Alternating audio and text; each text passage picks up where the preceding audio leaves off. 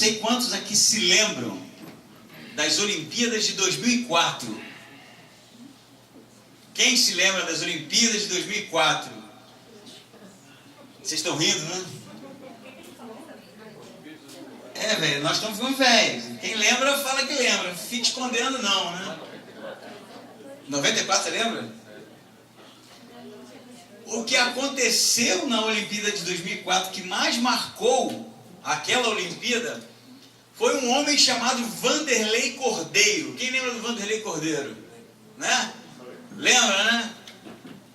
Ele era um atleta, né, que treinou a vida inteira, um homem pobre, de origem pobre, do norte do país, que treinou a vida inteira para participar de uma Olimpíada, e ele, naquela prova, naquela maratona, estava em primeiro lugar. Vocês lembram disso?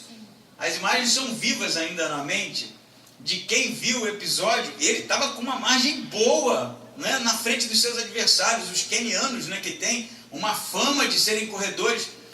E no momento específico da prova, um padre irlandês, vocês lembram disso? Vestido de verde e branco com uma roupa engraçada, agarrou o Vanderlei e derrubou ele no chão. E ele demorou um tempo ainda para poder se livrar, né, daquele homem. Os seguranças chegaram, tentaram ali tirar aquele irlandês de cima do Vanderlei, e o Vanderlei retoma a corrida, mas ele perde o primeiro lugar, chegando no final daquela prova em terceiro lugar. Terrível, não? Ele iria vencer, medalha de ouro. Aquilo que ele estudou, praticou, exercitou-se por toda a sua vida, iria ser ali o ápice de todo um esforço humano para conquistar aquilo que a gente pensa ser, no campo dos esportes, uma das maiores premiações do mundo. Mas ele é impedido. E ele teria tudo ali para parar e dizer: eu não quero mais, porque é injusto. Mas o que o Vanderlei faz?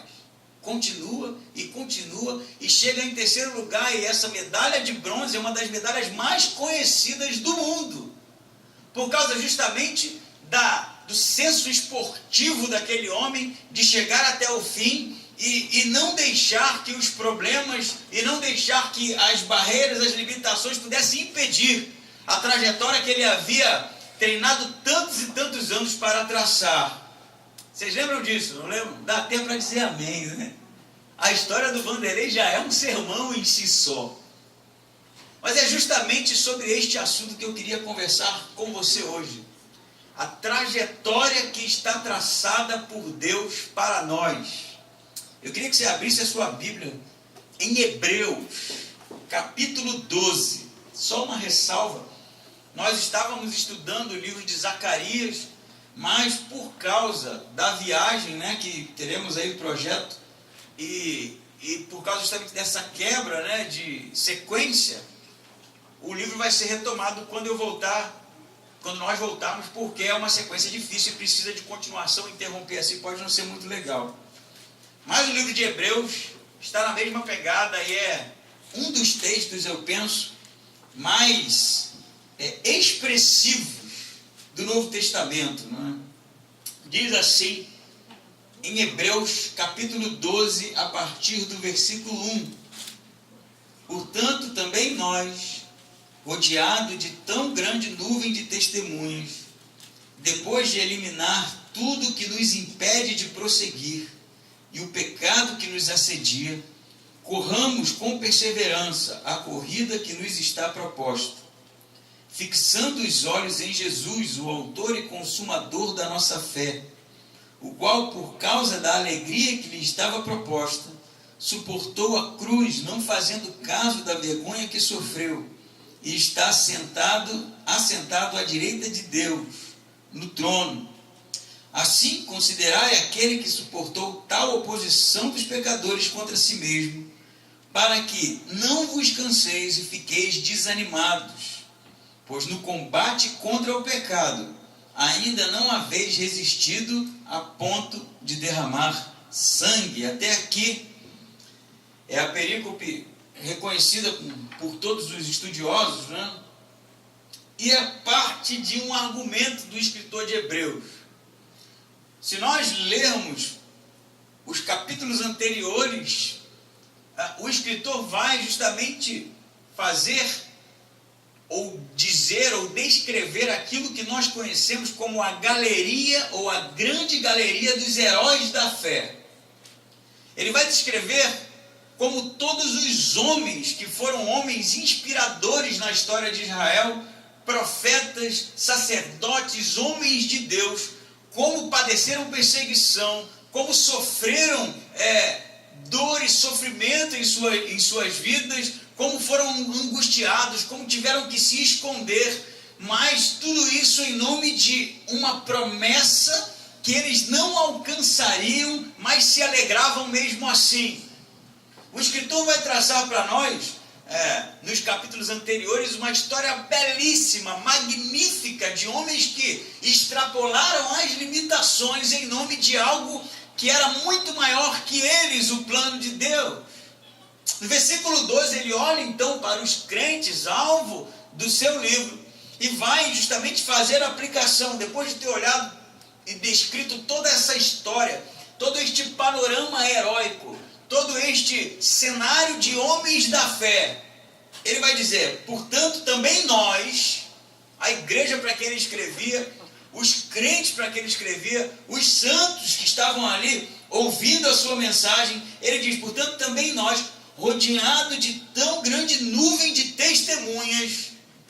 Vamos parar por aqui. Quem são as testemunhas? Rodeado de quê? Do que ele está dizendo? Então, a ideia aqui no versículo 1, capítulo 12, que está na cabeça do autor, é depois dele ter, como eu bem disse, descrito a vida desses homens, ele pinta algo com as palavras como uma corrida olímpica, como a do Vanderlei, em que no Areópago, que era onde se praticava esse tipo de esporte no mundo antigo, os espectadores da corrida são justamente, neste cenário, os homens da fé, todos aqueles que ele descreveu: Abraão, Isaac, Jacó, Moisés e assim sucessivamente, todos os grandes homens do Antigo Testamento.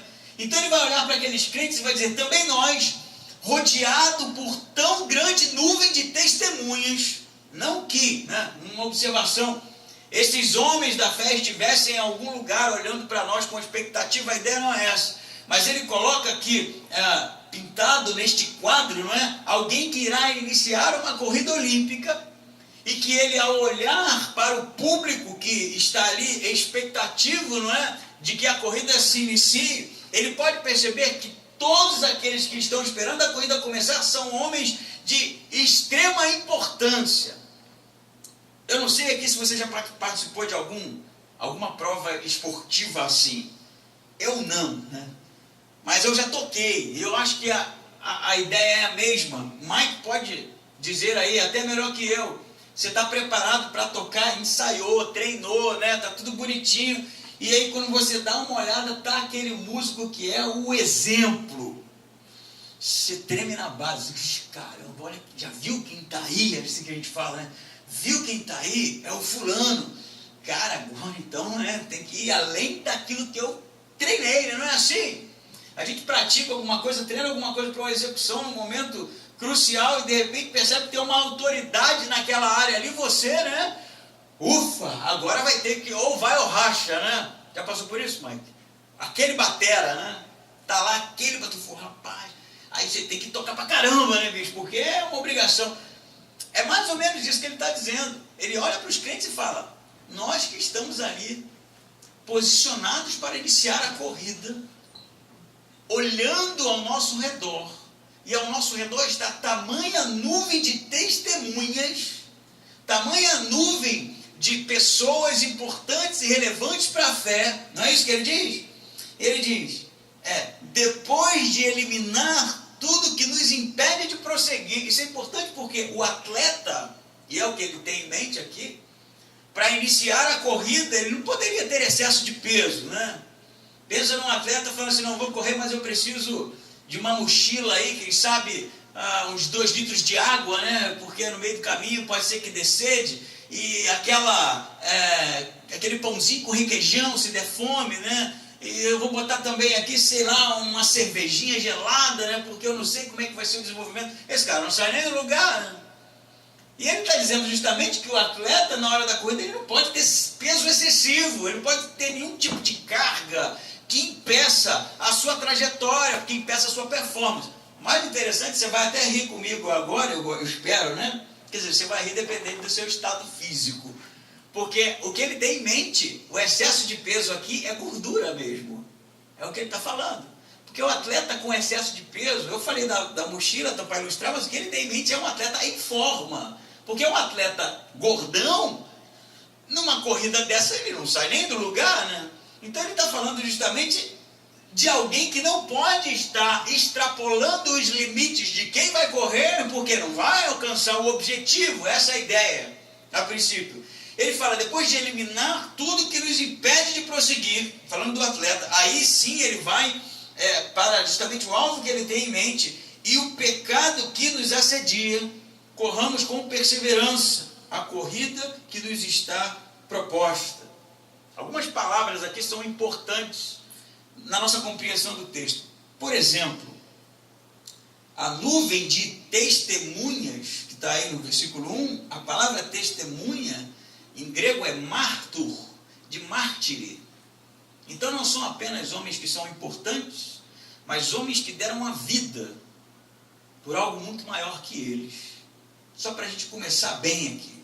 Rodeado de tamanha nuvem de mártires, corramos a carreira que nos está proposta. E ele diz assim, depois de eliminar o peso, interessante que a palavra no grego é apotemenoi, que significa não só eliminar como descartar, mas se opor, se colocar contrário, entende? É como um atleta que não só precisa perder peso, mas esse excesso é algo que ele se opõe, ele se posiciona. Tem aqui, de fato, uma duplicidade no sentido, porque o que ele quer dizer para os seus espectadores é que eliminar aquilo que pode ser o atraso na corrida é importante, mas se opor também é importante.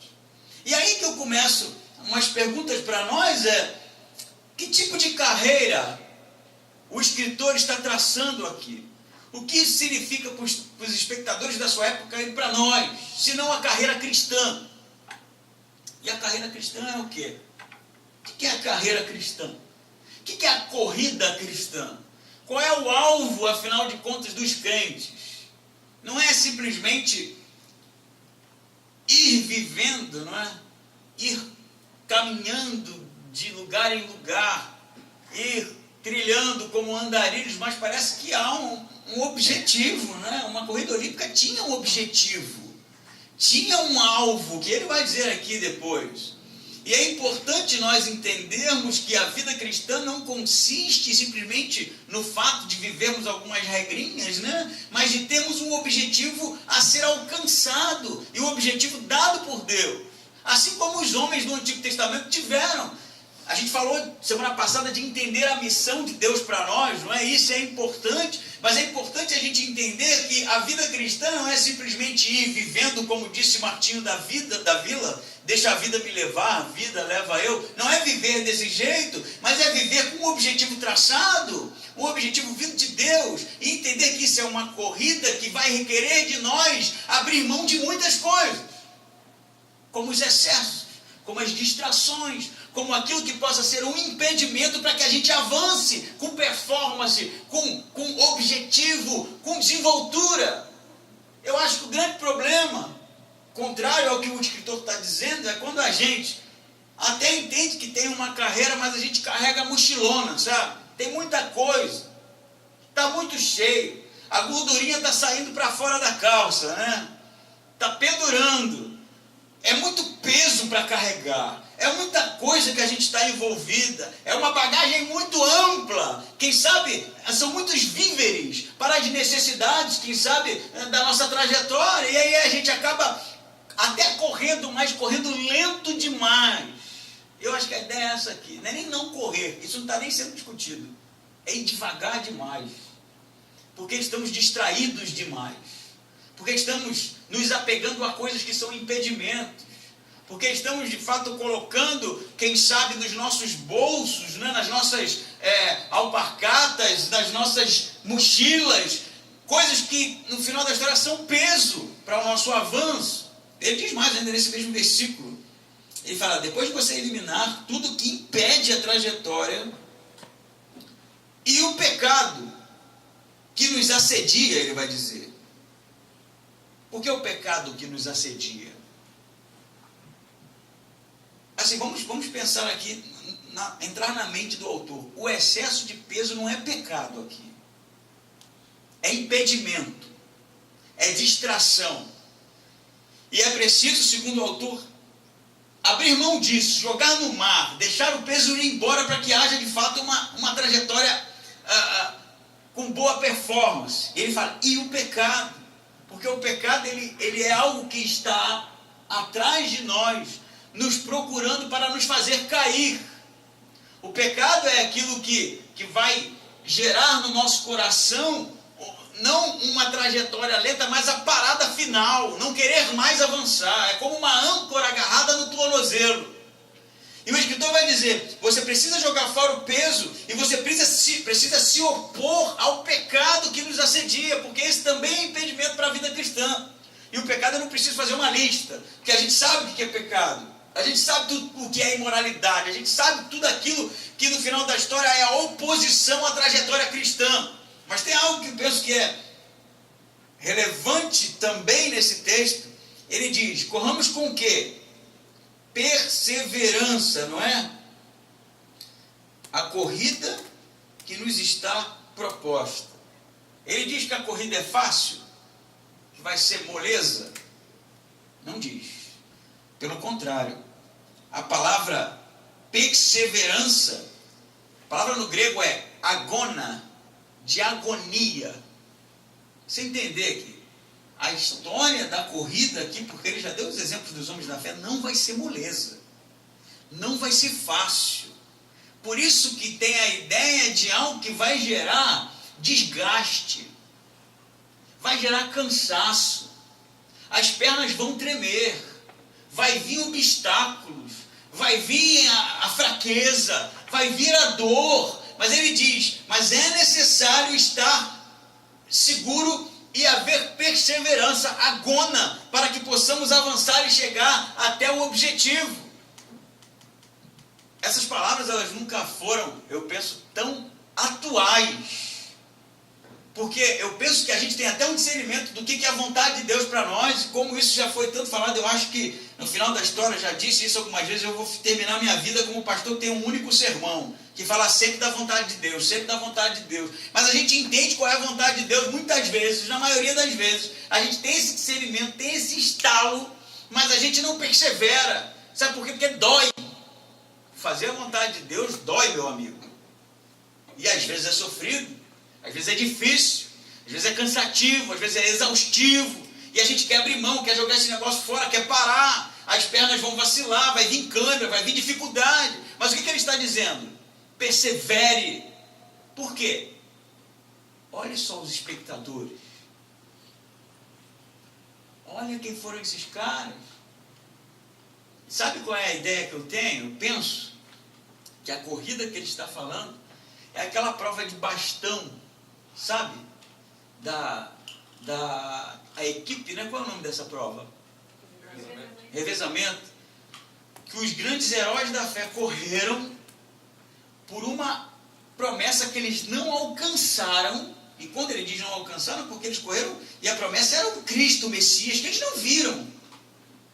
Mas eles passaram o bastão para essa geração de crentes aqui. E eles estão com o bastão agora, eles precisam avançar, eles precisam correr.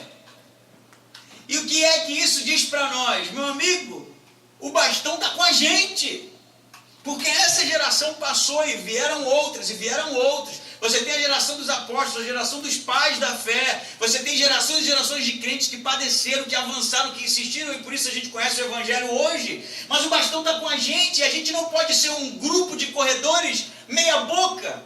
A gente não pode ter uma performance qualquer como um aluno do ginásio. A gente precisa entender qual a responsabilidade que está nas nossas mãos, qual é o plano de Deus para a salvação do homem, entender que o evangelho que foi entregue a você é um bastão, que aqueles que correram esperavam que você continuasse, avançasse e chegasse até o fim. Amém? Amém. Esse amém é legal, né, bicho? Amém é tipo assim, entendeu? Amém? Amém. Pois é, isso é, assim, eu não vou ficar te dando um sermãozinho, crente, você tem que, né, você tem que... Velho, entende a responsabilidade do negócio. Eu, CPF 093-809-42702, Anderjoso Pereira de Araújo, entendi que o bastão está comigo. Eu não posso parar. Não dá para parar. Eu preciso correr. Eu preciso avançar. Eu sei que nem sempre vai ser fácil, sei disso. Nem sempre vai ter um mar de rosas para a gente correr. Não vamos rolar um tapete vermelho, mas é necessário continuar insistindo. E ele vai dizer por quê. Versículo 2 é para acabar com a gente, né? No bom sentido, ou para motivar-nos. Ele diz assim, você vai correr, pensa no cara na posição aqui, né? Eu não vou fazer aqui, vou pagar mico, né? Mas o cara está na posição de tiro ali, né? Imagina você nessa, assim, informa, né? Nessa posição, com o barrigão não vai rolar. Não vai mesmo, né? Vai ficar feião. Mas você informa, você é atleta e tal. E aí você olha para onde nessa hora, né? Já viu os caras? Para onde olham? Eles olham para frente, cara. Não é isso? O cara tá aqui, o ouvido ali igual de um lobo, né? Deu um tiro, o cara, puf! Inclusive não pode sair nem antes, né? Essa é a ideia? Sair antes queimou, tem que voltar tudo, a prova toda.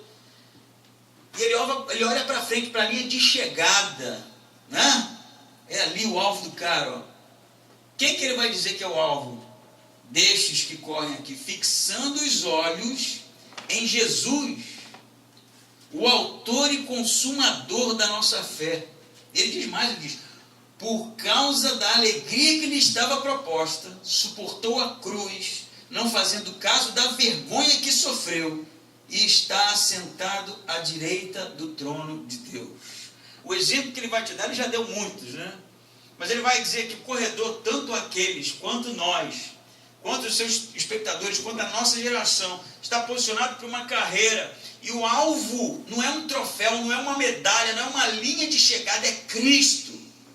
É Jesus, ele vai dizer. Sabe por quê? Porque ele foi até o fim. Ele foi até o fim, ele vai dizer, por causa da alegria que lhe estava proposta. E a alegria que lhe estava proposta aqui, eu não vou entrar muito nesse detalhe, mas tem duas interpretações, porque a palavra no grego é prokeimenes, e ele tem um sentido duplo aqui. Pode ser, ele abriu mão da alegria que lhe estava proposta, e aí nessa interpretação seria, Jesus abre mão de estar ali do lado do Pai, no céu, no seu reino, para vir até nós e padecer sofrimentos, é uma interpretação. E a outra interpretação seria, que é possível, por causa da alegria, e nesse caso seria por causa da salvação a todos os homens, por querer fazer a vontade do Pai, ele vem e se submete aos sofrimentos, à cruz, à humilhação, à vergonha, para justamente chegar até o fim da carreira que lhe estava proposta. Independente das duas interpretações, é fato que quando a gente está justamente nesse lugar de avançar, de correr, de ter um alvo, de prosseguir, a única coisa que é o motivador, que tem que ser o motivador da nossa trajetória, é Cristo. Não são os benefícios do Evangelho, não são as bênçãos que Deus pode te dar, não é o seu irmãozinho que é legal pra caramba na igreja, não é a música, muito menos eu, espero que não seja, é Cristo. Vacilou, meu irmão, está oscilando, está naquela, não sei se vai dar. Sabe o que o escritor vai trazer para nós? Olha para Jesus, cara, porque ele é o Filho de Deus, ele estava no céu com o Pai, mas ele abriu mão justamente para padecer por nós na cruz. Ele diz mais, não diz só padecer não, ele diz assim, suportou a cruz, não fazendo caso da vergonha que sofreu, porque ele foi humilhado, ele foi cuspido, ele foi espancado, ele não abriu mão disso, suportou a vergonha e está hoje assentado à direita do trono de Deus. Essa é a motivação, não é nenhuma outra. Nenhuma outra. Não é porque é legal, não é porque é bonito, a história é terrível até. Quer saber? Na boa, a história da cruz de Jesus é terrível. É um massacre, é uma violência, é imoral aquilo. É imoral. Um Deus que entrega o único filho para ser esculhambado pelos homens, para ser humilhado pelos homens, para ser torturado, para ser pregado numa cruz, para morrer daquela maneira maldita, por amor. Por amor. Para que você agora não vacile. Para que você entenda isso. Na hora de correr a corrida que nos está proposta, na hora de avançar na trajetória que Deus colocou para nós, olhe para Cristo, que não vacilou. Transpirou sangue, sim. Foi pregado naquela cruz, chegou a orar: Pai, por que me desamparaste? Foi até o fim. Por amor. E sabe o que Ele espera de nós? Que a gente vá até o fim por Ele. Que a gente avance. Que a gente suporte. Que a gente resista. Por amor. E toda vez que a gente pensar em vacilar, a gente olhar para frente e lembrar que Jesus padeceu de maneira terrível, mas ressuscitou para nos salvar, para dar a vida por nós, para nos reconectar a Deus, para que nós pudéssemos um dia estarmos com Ele de novo no céu. É isso que Ele tem em mente. Ele diz mais. Ele diz o 3: assim, considerai aquele que suportou tal oposição dos pecadores contra si mesmo, para que não vos canseis e fiqueis desanimados. Interessante que essa frase ela tem um sentido muito interessante, que não é simplesmente cansar e ficar fatigado, mas é como... Vocês já viram? Eu não sei o nome dessa corredora, já que a gente está falando de provas olímpicas, que ela vai chegando, cara, e ela não consegue mais, as pernas dela não suportam, ela fica bamboleando assim. Já viram essa cena? E aí vem alguém correndo, e uma outra corredora, e pega ela aqui e continua correndo com ela, que ela não consegue nem ficar em pé. Chega a ser até engraçado, porque ela chega a rebolar ali, que não aguenta mesmo, mas ela precisa chegar até o final, né? E aí vem uma outra corredora, anterior à prova do Vanderlei, isso, é bem antigo esse vídeo. Mas a ideia aqui do texto é justamente aquele momento da corrida, né? Que está faltando perna, está dando cãibra. Você não aguenta mais, você não suporta mais, que já não tem mais força para avançar mais. Eu não sei quem já se sentiu assim em algum determinado momento, não metaforicamente, mas fisicamente mesmo, chegar à exaustão. Já chegou nisso? Está ali envolvida em algum tipo de, sei lá, o carro quebrou, né? Eu passei por uma que eu vou te contar mesmo. Eu estava em Indaial dando um estudo e era justamente falando sobre persistir, era essa pegada do estudo lá. E aí, cara, tá chovendo pra caramba, eu morava em Blumenau, o Luca com 1 ano. Aí eu, Lidiane e Luca no Peugeot, cara, chovendo, eu peguei a BR ali. Aí tem uma parte ali que não dá pra ver nada, não tem iluminação, né? Mato. Passei no buraco, pau, estourou o pneu, cara. Devia ser assim, umas 11 horas da noite, tudo escuro, chovendo, canivetes. Lidiane e o Luca no carro, eu ferrou, né, velho? Vou ter que trocar esse negócio aqui sozinho agora. Você pensou que eu fosse falar palavrão, né? Não ia, não, velho. Ferrou mesmo, é que carioca, né? Assim, uma vontade de falar uma palavrão, tá? Mas como tava. E o meu Peugeot, ele era o SW, ele é terrível para tirar o step. Por baixo aqui, você tem que... todo Peugeot, né? Aquilo ali foi Satanás que projetou isso. O step principalmente, né? Eu não sei se você tem um Peugeot aqui, não se sinta ofendido, tá? Minhas experiências são terríveis. Aí eu encostei, né? E nem tem acostamento direito ali, é mato. E desceu eu do carro, né? Pra trocar o step, né? Tá bom, né? Chovendo, pá. E não tem luz, só via aqueles faróis do caminhão, assim, era meio que uma curva, cara. Os caras subindo, passando, e dando eu, cara, tentar tirar aquele negócio. Eu demorei muito para tirar, que tirei. Agora que vem a melhor parte, né? Trocar. Aí eu fui, botei o macaco lá, tá todo sujo já, cara, todo terrível. Aí fui, dei o outro, né, para encaixar sozinho ali, né, encaixei, sou um cara forte, resistente e tal, botei, apertei, e para botar o step de volta, velho, eu cismei que eu tinha que encaixar, que eu não joguei na mala. Eu estava tão assim, transtornado, porque assim, eu contei bem rápido, isso foi uns 40 minutos isso, na chuva, passando o caminhão, e eu tinha que entrar embaixo do carro para rodar aquele negócio, cara. Sem brincadeira, eu terminei essa história, tudo sujo de óleo, eu entrei, me sujei tudo. Aí eu sentei no carro assim, e a Lidiane foi falar, eu falei assim, não fala nada. Ela falou, mas não fala nada. E eu fui dirigindo, cara, assim, num estado de ira.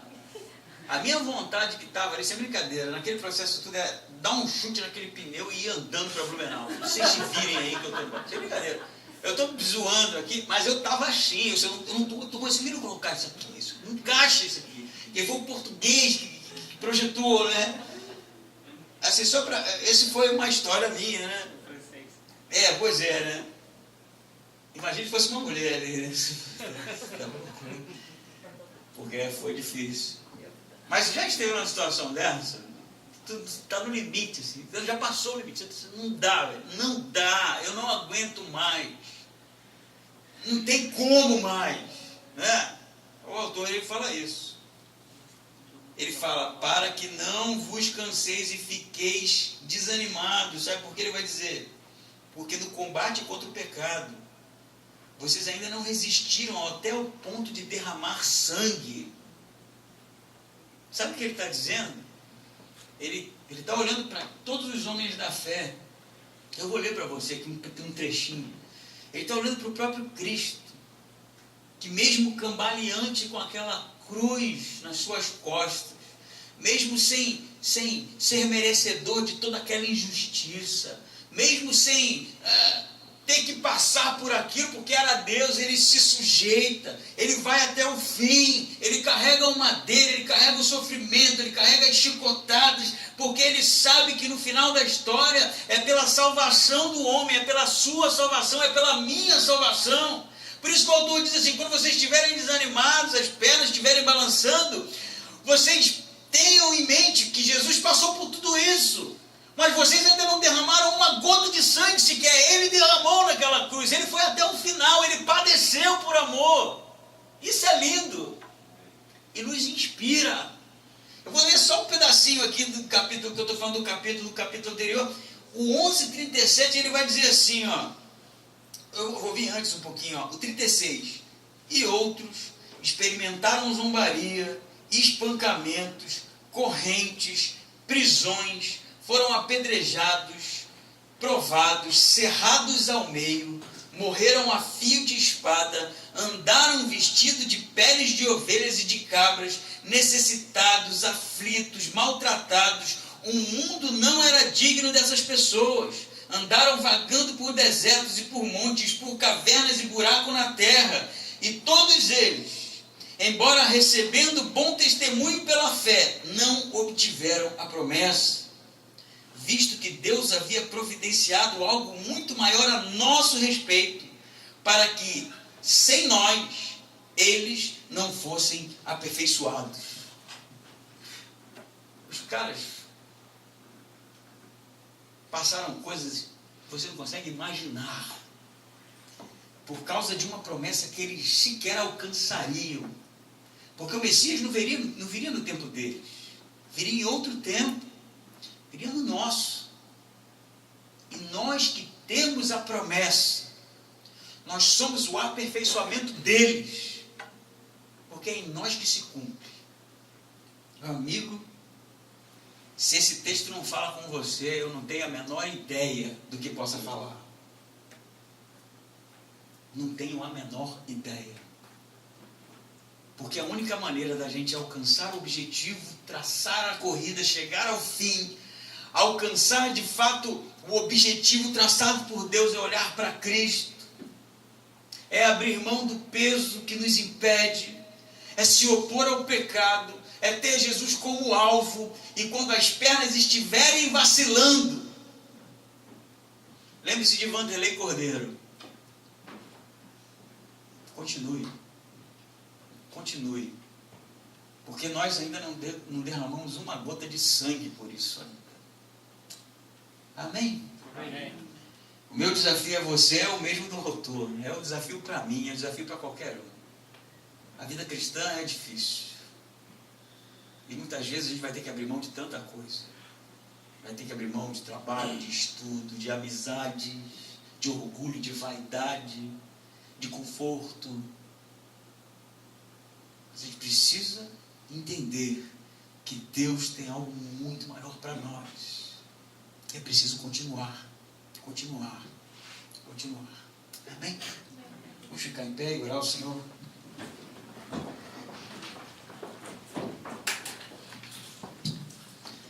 Senhor Deus e Pai maravilhoso, te agradecemos por essas palavras, Pai, e por como isso toca no nosso coração, Pai.